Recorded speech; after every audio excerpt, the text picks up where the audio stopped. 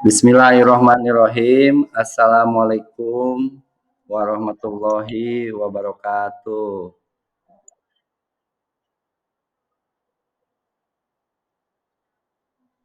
Selamat siang, rekan-rekan guru hebat ya semua.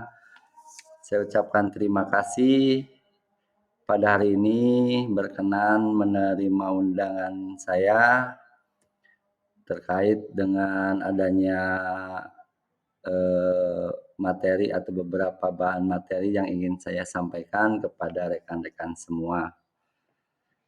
Tak lupa salawat serta salam semoga tetap tercurahkan kepada junjungan kita Nabi besar Muhammad Shallallahu Alaihi Wasallam, kepada keluarganya, kepada sahabatnya, dan tentunya kepada kita semua selaku umatnya hingga akhir zaman. Amin ya robbal alamin.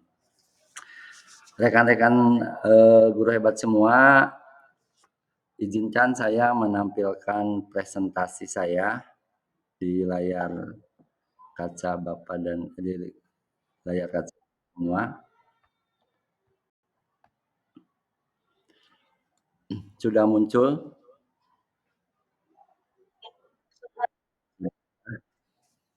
Baik, perkenalkan, nama saya Indra Setiawan, SPD, CGP angkatan 9 dari Kabupaten Majalengka. Unit kerja saya yaitu di SDN Majalengka Wetan 8, Kecamatan Majalengka, Kabupaten Majalengka.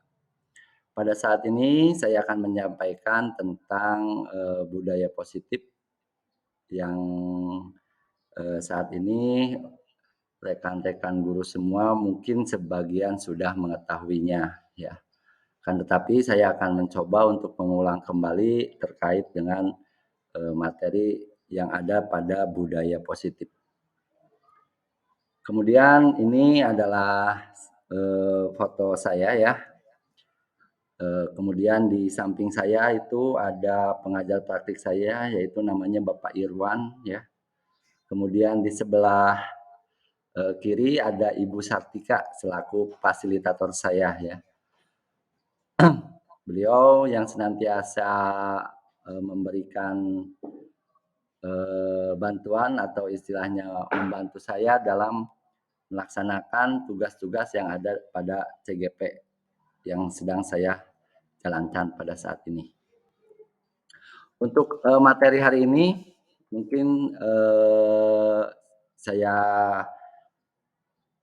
sampaikan dulu. Yang pertama yaitu ada pembukaan, yang kedua ada ice breaking, kemudian ada pemaparan materi ya tentang disiplin positif, kemudian ada keyakinan kelas, kemudian ada tanya jawab dan penutup.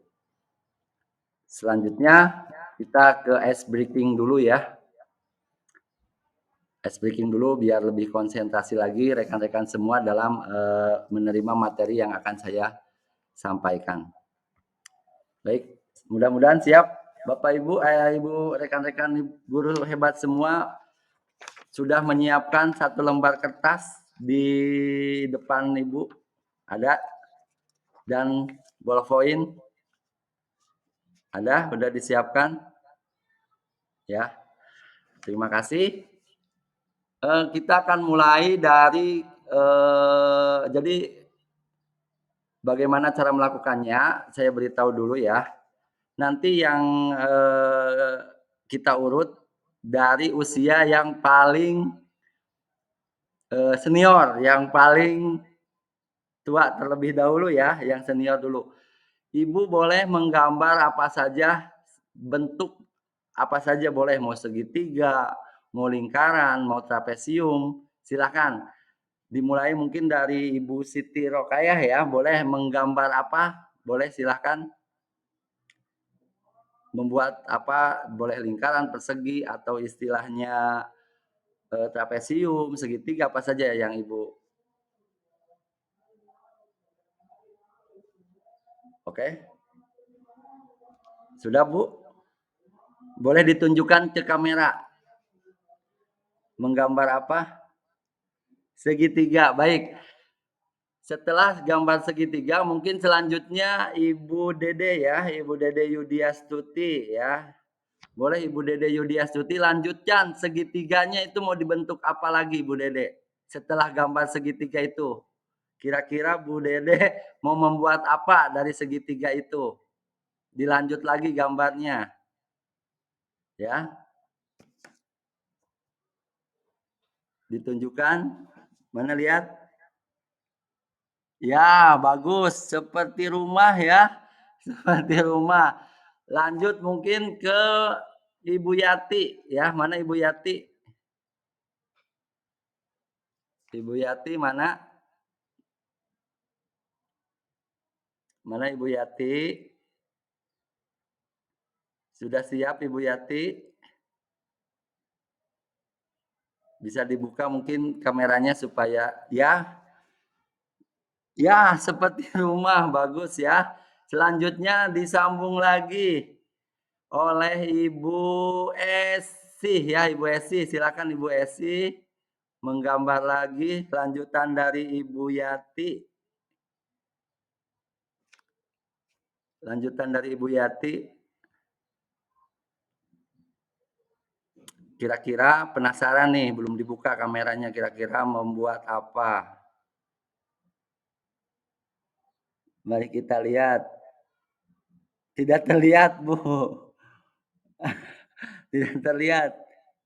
Ya, bagus. Lanjutan dari Bu Yati ya. Kemudian selanjutnya Bu Silti ya, Bu Silti boleh lihat Bu Silvira ya. Kira-kira membuat membuat apa?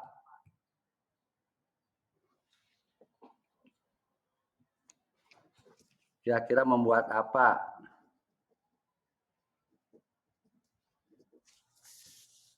Ya, rumahnya ada tangganya. Oke, bagus. Selanjutnya, ini yang terakhir, yang bungsu ya. Bu Pika Nur Atika, kira-kira membuat apa Bu Pika?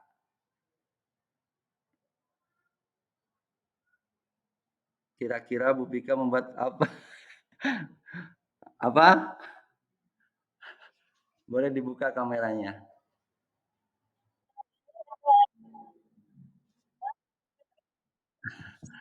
Dijelasin aja boleh.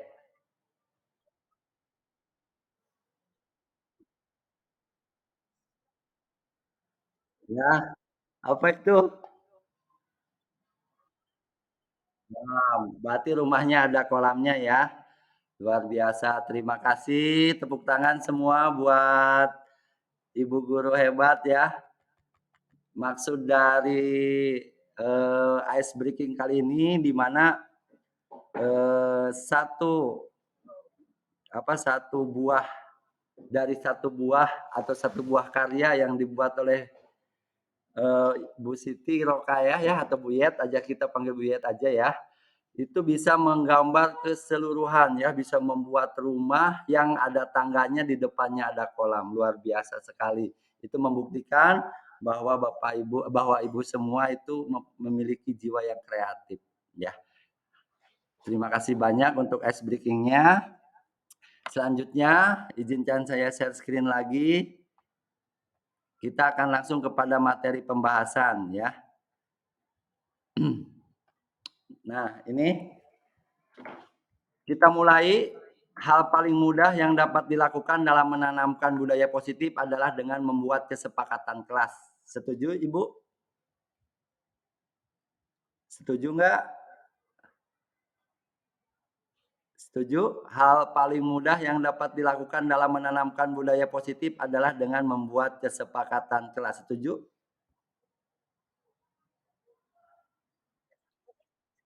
Ya, setuju ya. Kesepakatan kelas dapat membantu membentuk lingkungan-lingkungan kelas yang kondusif dan mendukung tumbuhnya budaya positif. Kesepakatan disusun dan dikembangkan bersama-sama antara guru dan murid. Kesepakatan kelas yang menuntun nilai-nilai positif akan berujung pada keyakinan kelas. Keyakinan kelas merupakan kesepakatan kelas yang diyakini bersama oleh guru dan murid selama proses pembelajaran. Itu ya tentang garis besar yang akan kita pelajari hari ini. Selanjutnya Kita juga mengetahui bahwa pada saat ini pembelajaran itu adalah pembelajaran yang berpihak kepada murid, ya. Di mana kita memanfaatkan pojok baca perpustakaan bisa, dengan memanfaatkan IT juga bisa, dengan memberikan pembelajaran yang variatif atau menggunakan IT itu sama saja ya, itu juga bisa. Itu salah satu, contoh bagaimana kita melakukan pembelajaran yang sesuai atau yang berpihak kepada murid. Kemudian untuk pembiasaan-pembiasaannya, mungkin ibu-ibu semua sudah melaksanakannya ya di kelas masing-masing, ada piket bersama, ada berdoa sebelum dan sesudah belajar, ada ice breaking, ada senyum sapa dan salam. Mungkin itu, ibu guru semua sudah melaksanakannya ya. Kemudian ada sebuah pertanyaan pemantik buat ibu-ibu semua, tinggal dijawab aja ya, setuju atau tidak setuju. Hukuman dapat mendisiplinkan anak, kira-kira setuju atau tidak setuju? Boleh dibantu menjawab? Hukuman dapat mendisiplinkan anak. Setuju atau tidak setuju? Bu Dede mungkin jawabannya apa? Ya, bagus, tidak setuju ya. Kemudian yang kedua mungkin boleh dibantu Bu Pika menjawabnya ya. Pemberian hukuman dengan hal positif seperti membersihkan halaman sekolah dapat mendisiplinkan anak. Kira-kira setuju atau tidak setuju?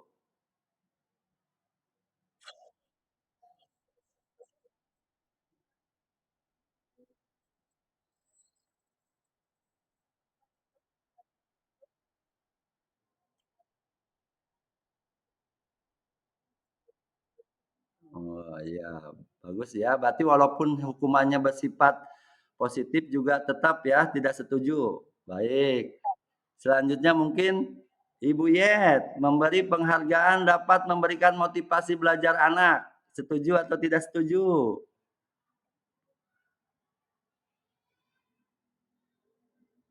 Bu Yet? Tidak setuju ya. Kenapa tidak setuju? Hanya sifatnya sementara ya.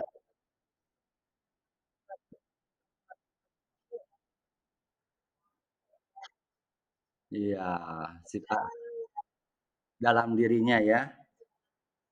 Iya, luar biasa ya. Memang betul, ibu-ibu semua bahwasannya yang kita perlukan saat ini adalah bagaimana, eee, upaya kita untuk menumbuhkan kepedulian atau menyadarkan anak tersebut tanpa ada dorongan dari luar, tapi akan timbul dari dalam dirinya sendiri. Itu yang perlu kita, tanamkan kepada anak didik kita, ke depan, seperti itu ya.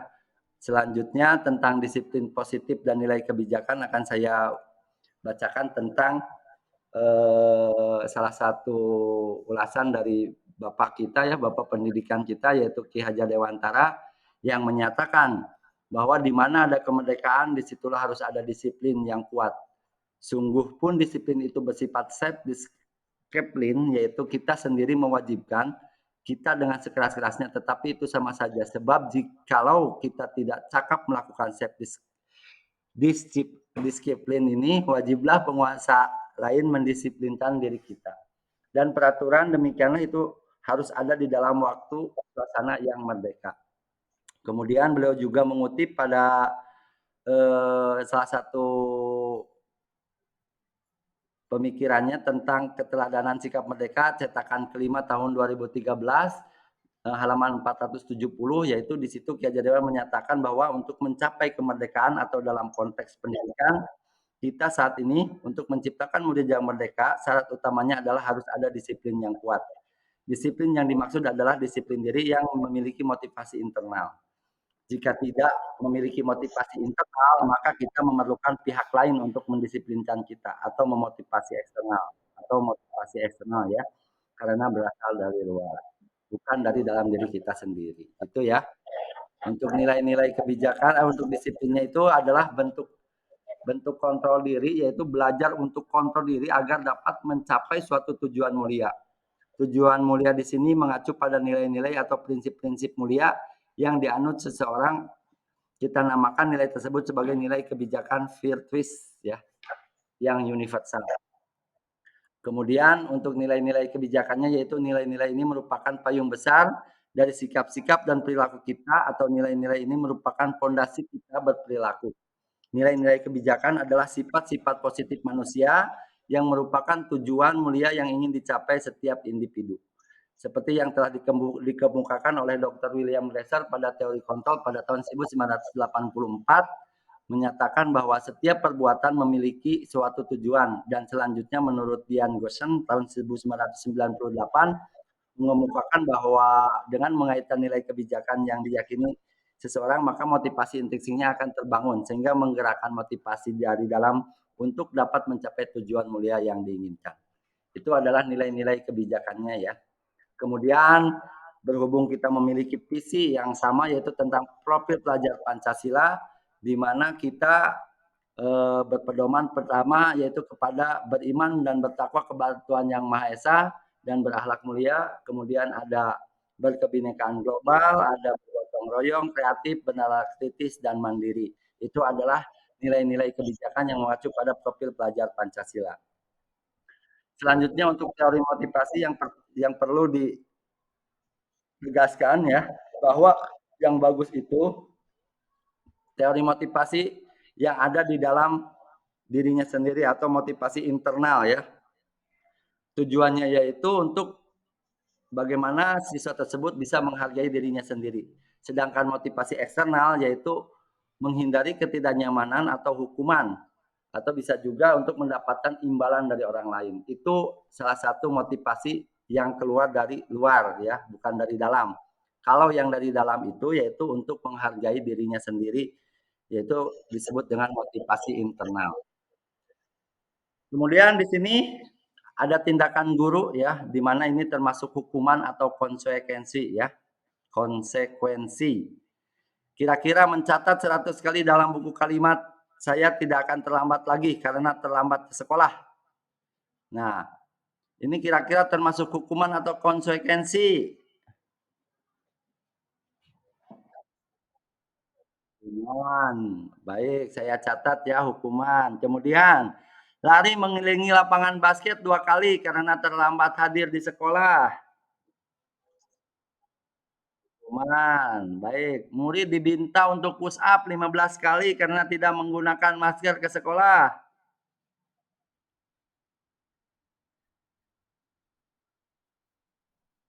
Hah? Kira-kira hukuman atau konsekuensi? Konsekuensi. Baik, kita catat dulu. Nanti kita sama-sama lihat hasilnya ya. Kemudian menggantikan kertas tugas teman yang telah dicoret-coret.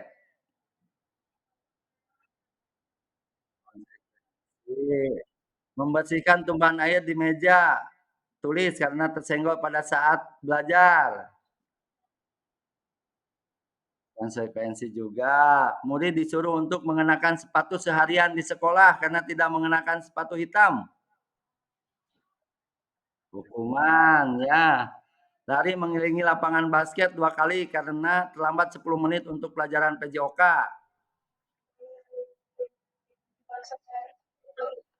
Konsekuensi, oke. Nanti jawaban Ibu kita lihat sama-sama. Nah, yang ke-1 hukuman, yang kedua hukuman. Nah, yang ini murid diminta push up 15 kali itu termasuk hukuman ya, Bu?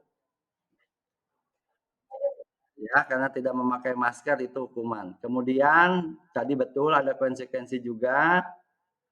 Nah, ini yang terakhir konsekuensi ya. Kenapa lari mengelilingi lapangan basket 2 kali dengan lari sama-sama lari nih yang nomor 2 itu yang satu hukuman atau kenapa yang satunya konsekuensi? Ada yang bisa menjelaskan, Bu? Ya, silakan. Mungkin Bu Silvira boleh?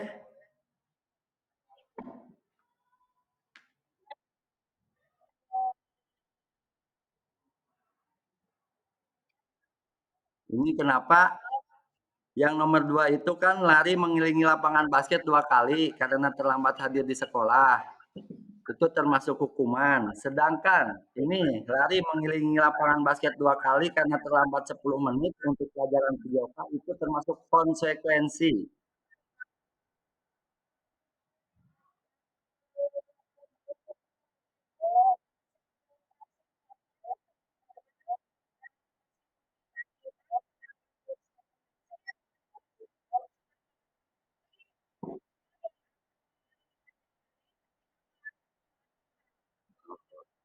Betul ya, luar biasa sekali ya.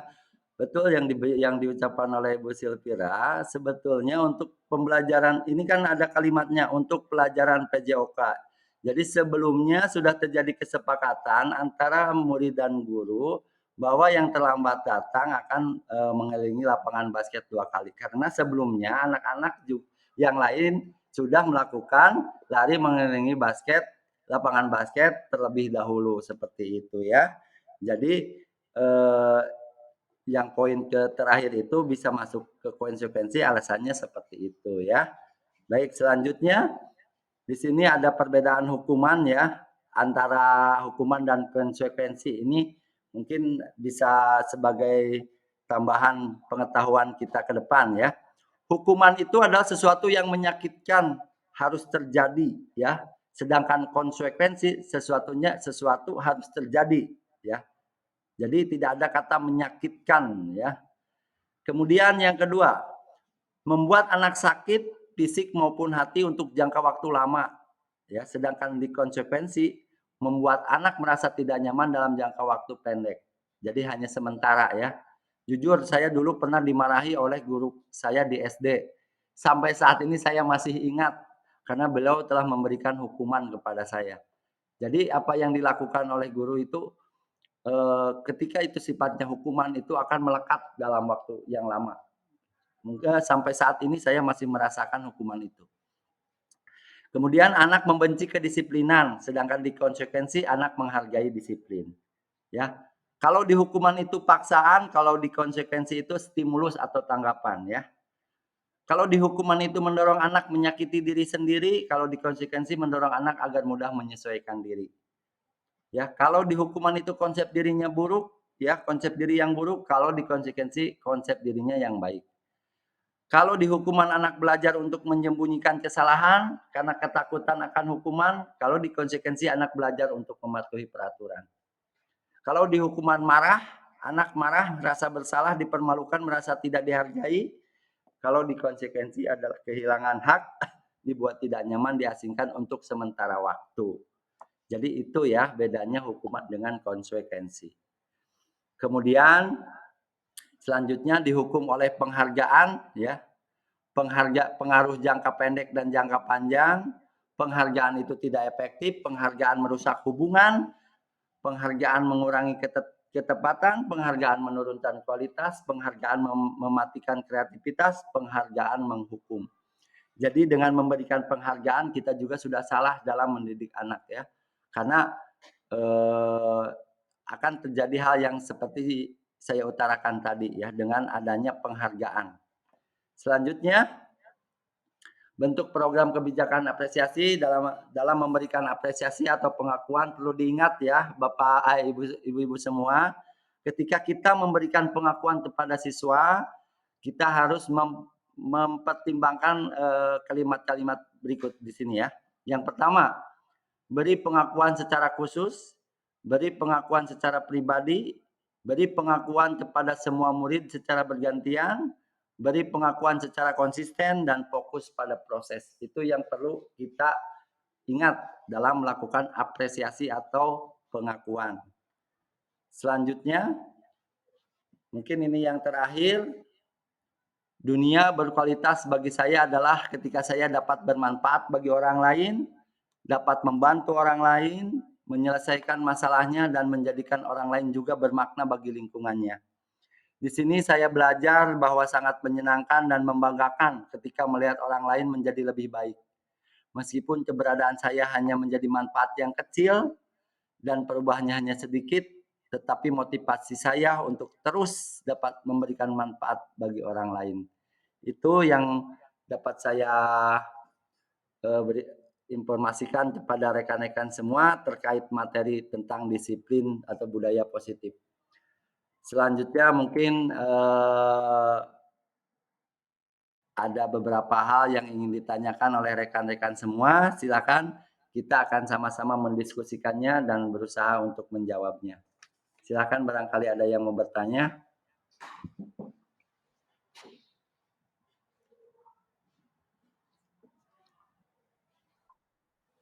Baik, saya stop. Ya, Ibu Silvira ya, silakan. Ya,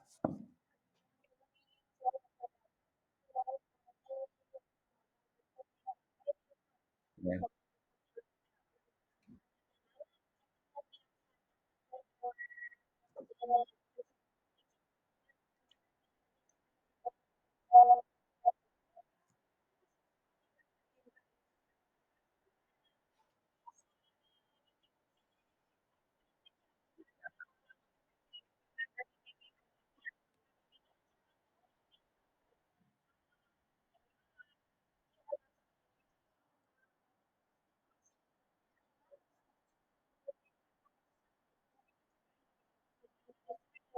Terima kasih ya.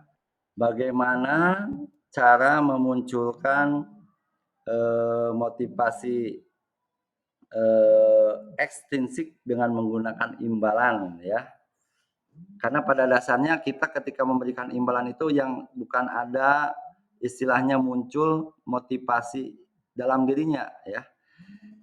Perlu diketahui oleh rekan-rekan semua bahwa teori motivasi sudah mengatakan ya tadi sebagai bahan, masukan untuk jawaban Bu Silvi, bahwa motivasi itu ada 2, yang pertama adalah motivasi intrinsik, yang kedua adalah ekstrinsik. Motivasi ekstrinsik adalah motivasi yang datang dari luar, ya. Sedangkan motivasi, eee, intrinsik adalah, segala sesuatu yang ada dari dalam. Nah, sekarang kita akan coba untuk menjawab pertanyaan dari Bu Silvi. Apakah rekan-rekan guru semua di sini pernah memberikan hadiah kepada salah satu murid yang berprestasi di kelas?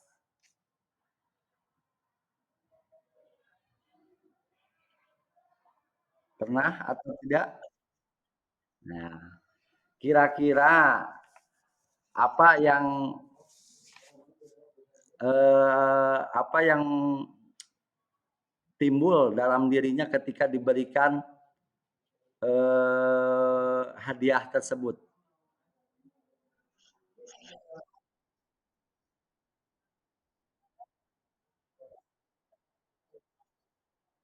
Oke, senang, bangga ya. Kemudian kemudian setelah Bapak Ibu tiba-tiba anak tersebut kalah ya prestasi belajarnya. Apakah dan tidak menerima hadiah lagi dari ibu. Kira-kira perasaan anak tersebut bagaimana? Ketika dia tidak berprestasi lagi karena kalah prestasinya, tiba-tiba perasaan anak tersebut jadi bagaimana?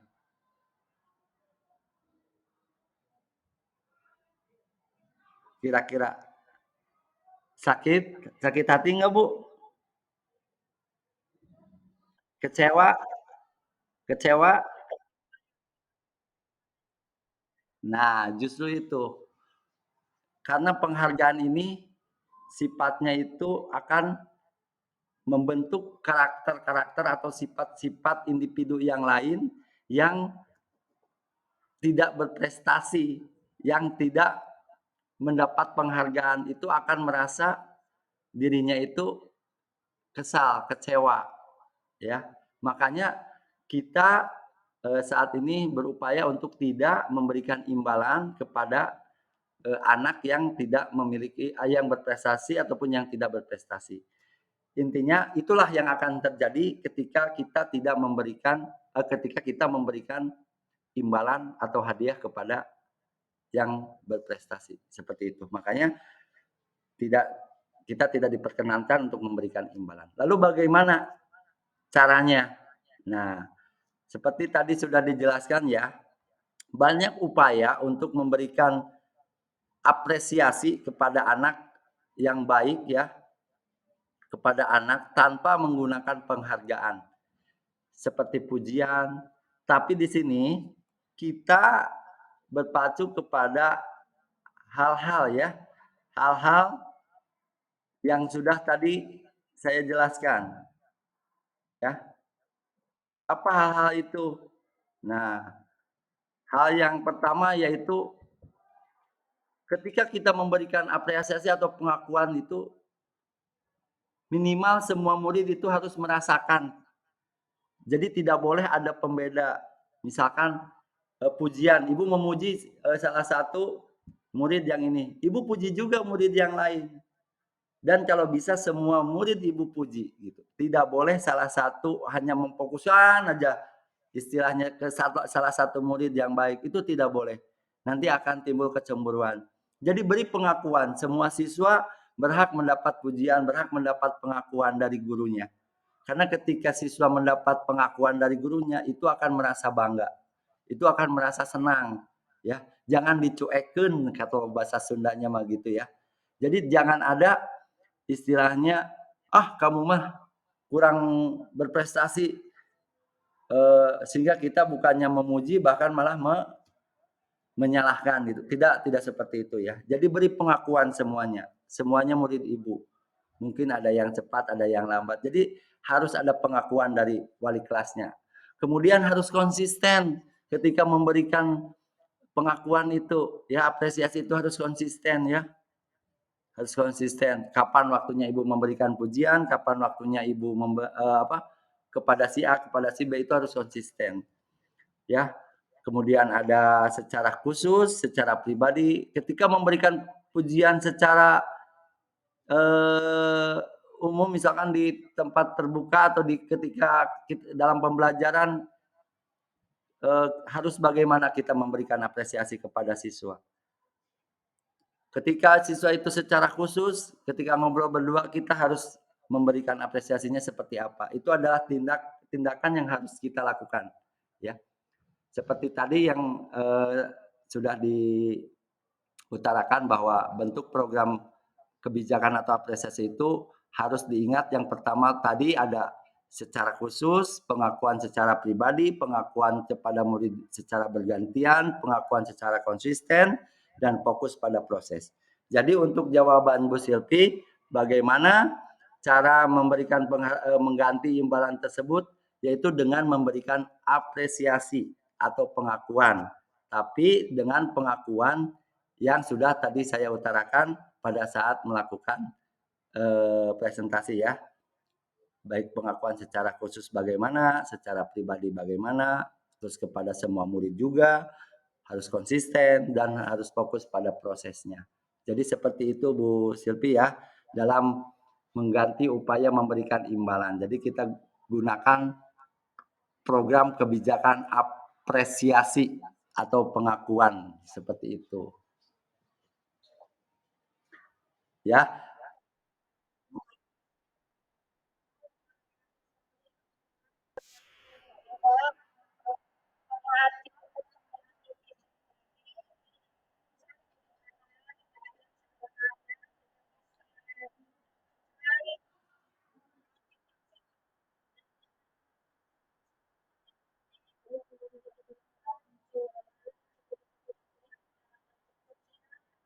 ya, seperti itu.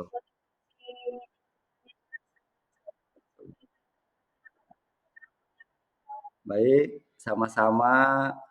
Mungkin karena waktunya kita sudah cukup banyak ya, karena durasi rekaman kita terbatas. Mungkin untuk acara pemaparan materi kali ini cukup sampai di sini saja ya. Terima kasih banyak atas waktunya. telah mendengarkan, pemaparan materi yang, sudah saya sampaikan tadi. Akhirul kalam, ambil istilahnya hal yang baik dalam diri saya dan mungkin, buanglah, hal-hal yang dianggap istilahnya kurang dari dalam diri saya. Adapun yang baik datang dari saya itu datangnya dari Allah Subhanahu wa taala dan yang kurang itu adalah dari diri saya sendiri. Itu saja yang bisa saya sampaikan. Wabillahi taufiq wal hidayah. Assalamualaikum warahmatullahi wabarakatuh. Terima kasih.